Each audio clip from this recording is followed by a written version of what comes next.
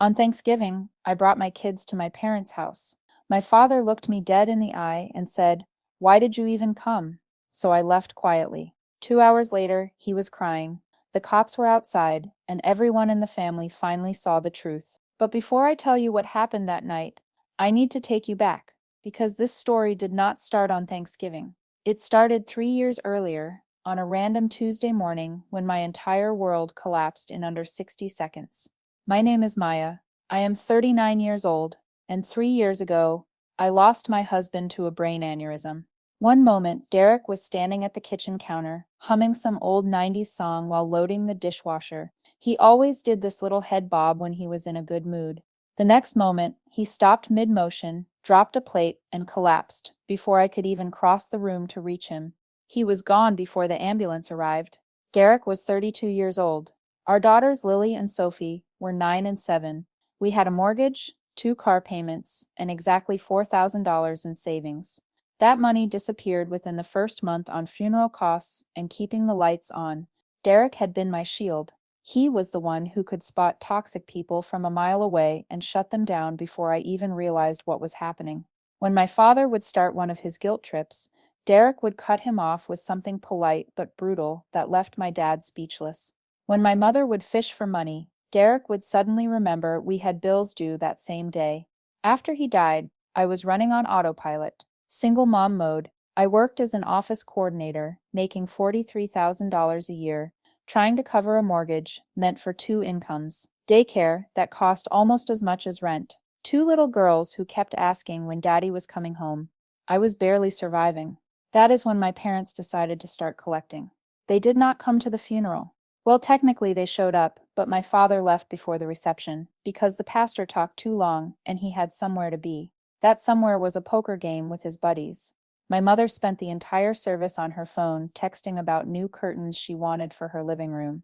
When I asked her to put the phone away, she told me I was being controlling, and that people grieve differently. The first month after Derek died, there was complete silence from them. No calls, no texts, no checking if I was okay or if the girls needed anything. Radio silence while I figured out how to be both parents to 2 children while processing my own grief. Then came the first request, a text from my father. Need to borrow 300 for truck registration. Urgent. Cannot drive to work without it. Will pay you back Friday. I sent it. I was barely functional, just trying to survive each day. I figured that is what family does. 2 weeks later, my mother called about her prescriptions. Insurance was not covering them. She needed $200 to fill them, or she would be in terrible pain. I sent it the same day. 1 week later, she posted photos of a shopping haul on social media. New clothes, new shoes, decorative items for the house. When I mentioned the timing seemed strange, she got defensive, said the clothes were on clearance, and asked if I expected her to look homeless just because times were tough. Called me controlling. Just like always. That word, controlling. She loved using it. Anytime I questioned anything, I was controlling. Anytime I wanted to understand where the money went, I was controlling. And so the pattern was set. Over the next 3 years, they would disappear for weeks, sometimes months, then suddenly remember I existed when they needed something. Every request was urgent. Every situation was a crisis. And I kept sending money because some broken part of me thought that is what you do after your husband dies. You hold on to whatever family you have left, even if they are bleeding you dry. My older sister Rachel had cut them off years earlier. She left home at 18, moved to Seattle, and never looked back. I used to call her selfish for abandoning the family. Derek used to tell me I should do the same. Cut them off. Stop answering their calls. He saw right through them. I always defended them, made excuses. Derek would shake his head and say that one day I would understand. He was right. It just took me 3 years and over $7,000 to figure it out. Let me know where you are watching from. Drop your city in the comments. I want to see how far this story reaches. Now let me tell you about Thanksgiving. My mother had insisted I bring the girls over, said it was important for them to have family traditions after losing their father. She did not mention that they had skipped the last 3 holidays completely, leaving me to microwave turkey for my daughters and pretend everything was fine. But this year, she wanted us there, so I agreed. I showed up with a homemade sweet potato casserole that I had spent 2 hours making, Burned my hand twice, getting it right. I also brought a store-bought pie because I ran out of time for anything else. Lily, my older daughter, wore her nice dress. She is 12 now and looks more like her father every single day. Same dark hair, same stubborn jaw. Sophie had actually combed her hair without being asked 3 times. She is 10, built like a little string bean, and inherited my tendency to overthink everything. The front door was unlocked. I let us in and called out a greeting. Got nothing back except the blast of football commentary from the television. My father was in his recliner with a drink in his hand, looking comfortable.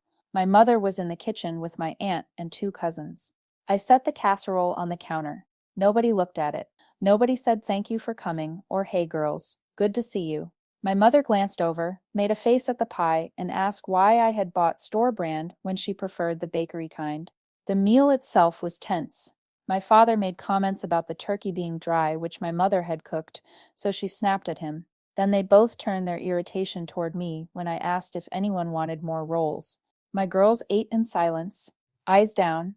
Sophie barely touched her food. Lily kept glancing at the door like she was calculating how soon we could leave. After dinner, my father pulled me aside, said he needed to talk about something important, led me to the garage where he had paperwork spread out on his workbench.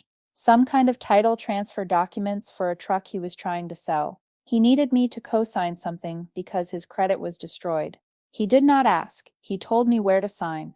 I asked why his credit was bad. He got defensive, said it was none of my business and I should just help out like a good daughter. Told me to stop asking questions and sign the papers. I told him I needed to read what I was signing first. He snatched the papers back and said, "Forget it." Called me one of those paranoid types who does not trust her own father. We went back inside. Everyone was gathering in the living room. I was helping Lily with her coat when my father spoke up from his chair, loud enough for everyone to hear. This was supposed to be a nice family dinner. Why did you even bother coming if you are just going to be difficult? Just like that, in front of my children, in front of my cousins, in front of my aunt. No build-up, just a direct attack because I would not blindly sign paperwork I had not read. Sophie looked up at me with this expression, waiting to see what I would do, whether I would defend us or roll over like I always had. I told my girls to grab their stuff. We were leaving. My father laughed, said I was being dramatic, said I could not take a joke. My mother chimed in that I was being too sensitive. Then she said something that made my blood turn cold. She said, "This is why Derek probably stressed himself into an aneurysm, having to deal with my attitude all the time." Something inside me went quiet, not angry, not sad, just quiet, like a door closing. I walked out. My girls followed. We got in the car and left without another word. Lily asked if we were ever coming back. I said probably not. Sophie said good. Said Grandpa is mean and Grandma is worse. We ended up getting burgers from a drive-thru and eating them in the parking lot because everything else was closed. My daughters seemed relieved, like they had been holding their breath the entire time we were in that house. As we sat there eating those burgers, Sophie whispered that this was the best Thanksgiving ever. That hit hard. She did not mean the food. She meant the relief of not being around them. That night, I could not sleep. I kept replaying what my mother said about Derek. Around 2 in the morning, I got up and started going through my bank statements. I pulled up every transfer I had made to my parents over the past 3 years. $7,200.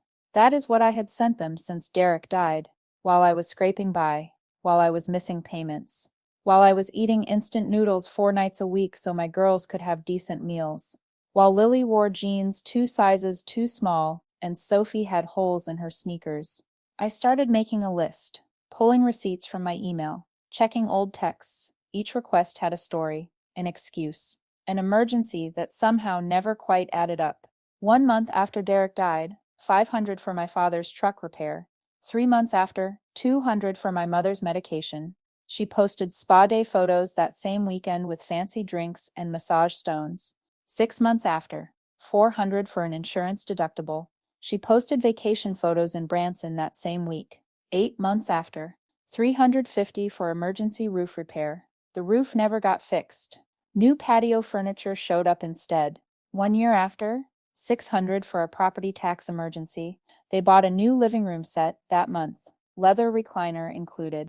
The pattern was obvious once I laid it all out. They waited until I was vulnerable, stressed, overwhelmed. Then they hit me with an urgent request I could not say no to without feeling like garbage.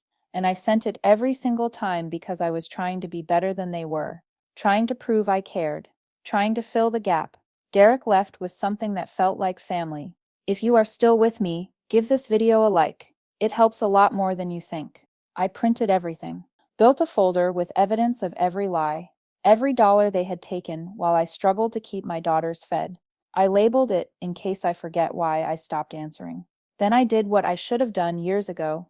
I logged into the joint account my father had insisted we set up for emergencies, transferred every cent to my personal account, $3,412, submitted a request to close it, changed my phone number, blocked their old contacts, set up extra security on every account, changed my email password, added fraud alerts, requested new debit cards with different numbers.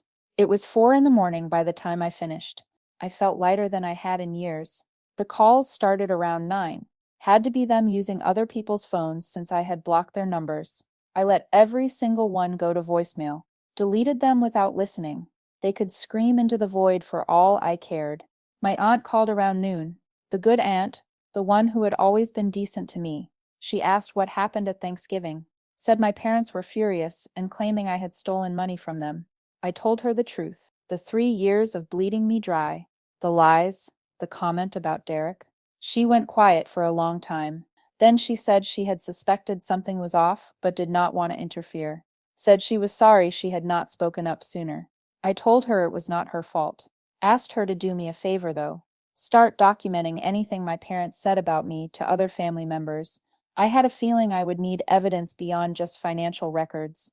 She agreed. That night, my father showed up at my door. Did not call first. Just appeared on my porch around 8 while I was getting my girls ready for bed. Started pounding on the door, rattling the frame. Sophie got scared, hid in her room. Lily stood beside me in the hallway like she was ready to fight. I opened the door, but kept the chain on. My father's face was red, eyes wild, veins popping in his neck. He started yelling immediately, said I had stolen his money, said I had no right to close the account, said he was going to call the police and have me arrested for theft. I kept my voice steady. Every deposit in that account came from me. Check the records. You are the one who has been stealing. I sent you $7,000 while my daughters wore clothes with holes in them. We are done here. I shut the door in his face. He kicked it, hard, left a dent in the bottom panel, kept yelling through it for another 5 minutes. Finally, I heard his truck start up and peel out of the driveway. Lily hugged me after, said I did good.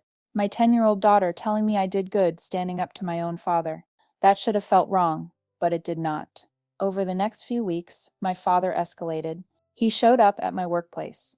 I coordinate shipping logistics for a distribution center in Ohio. He walked right into the warehouse, like he owned the place, started making a scene in front of my coworkers and supervisor. Demanded I come outside and talk to him like an adult instead of hiding behind locked doors. Security cameras caught everything, him pushing past the front desk, ignoring the receptionist telling him to sign in, marching through the warehouse floor, yelling my name. He found me at my desk, slammed his hand down on the surface hard enough to rattle my coffee cup, started yelling about the money, about family loyalty, about how I was going to fix this or else. 20 people watching this unfold. Security escorted him off the property while he shouted about how I had stolen from him and turned the whole family against him. I filed an incident report, gave them copies of the restraining order paperwork I had already started. The letters started showing up at my house, handwritten, pages long, full of guilt trips and threats. The first letter was 3 pages about how he had sacrificed everything to raise me. The second was 5 pages about all the ways I had disappointed him over the years.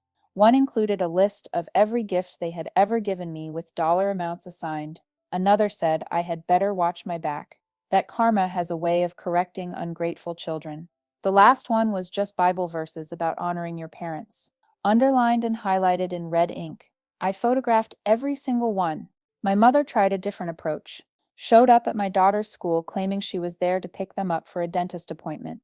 The office called me to confirm, and I shut it down immediately. Told them under no circumstances were my parents allowed to have contact with my children.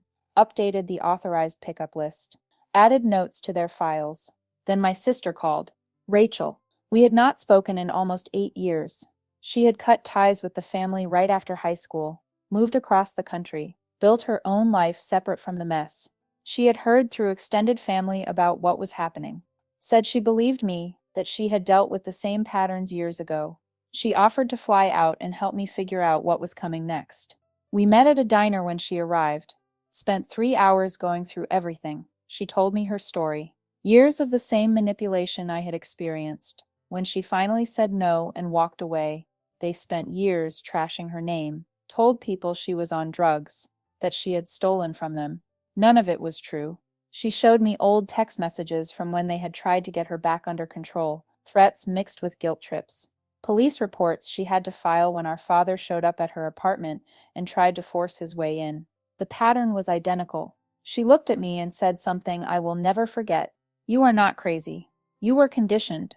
Abuse does not need bruises to hurt. And I finally believed it. She warned me that our father would not stop, that he would keep escalating until he either regained control or destroyed himself trying. She was right. The restraining order got approved 2 weeks later. My father was served papers at his house by a deputy. According to my aunt, he lost his mind, ripped up the papers, threw them at the deputy, started yelling about how this was all my fault. For about a week, things were quiet. No drive-bys, no letters, no random appearances. Then everything exploded. It happened on a Saturday morning. I was making breakfast while my girls watched cartoons in the living room. I had my back to the front door when I heard it slam open. My father had kicked it in. Frame splintered, lock useless. He stood in my doorway, face red, eyes wild. I moved immediately to put myself between him and my daughters, told them to go to their rooms and lock the doors. They scrambled, Lily grabbing Sophie's hand and running. My father started yelling about how I had humiliated him, turned the family against him, destroyed his reputation. How dare I get the law involved in family business? How dare I keep his grandchildren from him? I told him to leave, that he was violating a court order, that I was calling the police. He knocked the phone out of my hand, crossed the space between us in 2 steps, shoved me back into the kitchen counter. The edge dug into my spine. He grabbed my shirt, pulled me forward, slammed me back again. A coffee mug shattered on the floor. His fist connected with my jaw. Once, twice. I tasted blood. Third hit caught my cheekbone. Stars in my vision. I could hear my daughters screaming from their room. That sound. My children terrified while my father beat me in my own kitchen. Something in me snapped. I managed to get an arm free and caught him in the throat with my elbow. He stumbled back, gasping, hands going to his neck. That is when my sister appeared. She had been on her way over to check on me, had a bad feeling all week, pulled up just as my father was kicking in the door, called 911 from her car, then came inside. Rachel tackled him from the side. They went down hard. She got on top, pinned him down. Stop fighting or I will knock you out. He kept struggling, screaming about betrayal, about both his daughters turning against him, trying to throw her off. She hit him once, hard, right in the face, broke his nose. That is for every kid you manipulated, every dollar you stole, every life you tried to control. He stopped fighting after that, went limp. Police arrived 3 minutes later, paramedics right behind them. They separated everyone, took statements. My face was already swelling, bruises forming on my ribs. I showed them the restraining order, pulled up the security footage that had caught everything. They arrested my father right there in my kitchen, cuffed him and walked him out. He was still yelling threats as they put him in the car. The officer asked if I wanted to press charges for assault, breaking and entering, and violating the restraining order. I said yes to everything. My father took a plea deal before trial, 18 months in county jail, 3 years probation after release, permanent restraining order, mandatory counseling. My mother tried one final guilt trip, sent a letter through a cousin begging me to drop the charges, said she was losing her husband and it would destroy their lives, said she knew they had made mistakes, but they were still my parents and deserved forgiveness. I sent a response through the same cousin, short and direct. They spent years destroying my life, financially and emotionally, while I raised 2 daughters alone after my husband died. They had countless chances to be decent human beings and chose cruelty every time. The legal system was giving them the consequences they earned. She could learn to live with those consequences, or she could leave me alone. Those were the only two options. She chose to keep playing victim. Lost most of her friends once word got around about the arrest. Lost her church group after the pastor heard the full story. Lost her sister, my good aunt, who told her publicly that she was ashamed to be related to her. Both her daughters had cut her off completely. The house went into foreclosure since they stopped receiving my monthly bailouts. I felt nothing about it. My daughters started therapy, specialized counseling for children who witnessed domestic violence. The therapist said they would bounce back fine, but needed support processing what they had seen. I started putting the money I was no longer sending my parents toward actual savings.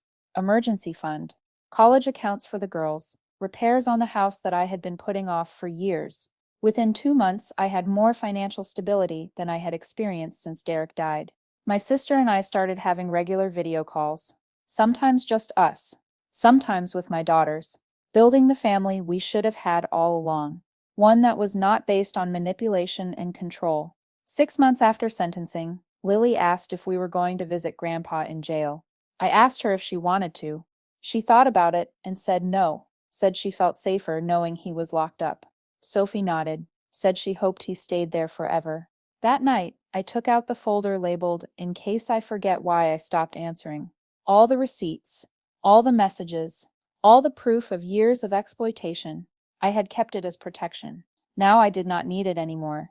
I went out back to our old fire pit, tossed the papers in, lit them up, watched 3 years of their garbage turn to ash.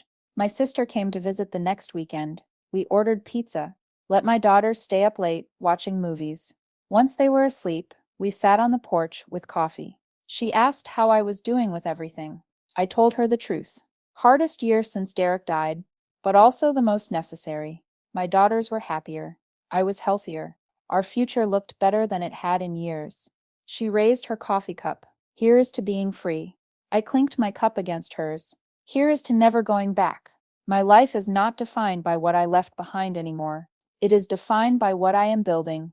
My parents spent years training me to accept their treatment, to believe I deserved it, to think that family meant unlimited tolerance for abuse. They were wrong. Family means the people who show up for you, who support you, who do not exploit your grief and vulnerability for their own gain. I found that family. Some of it was always there, waiting for me to see it. Some of it I had to build from scratch. Either way, it is mine now, and nobody is ever taking it from me again. If you are still watching, subscribe and comment your favorite part. And do not forget to like the video. Your support means everything.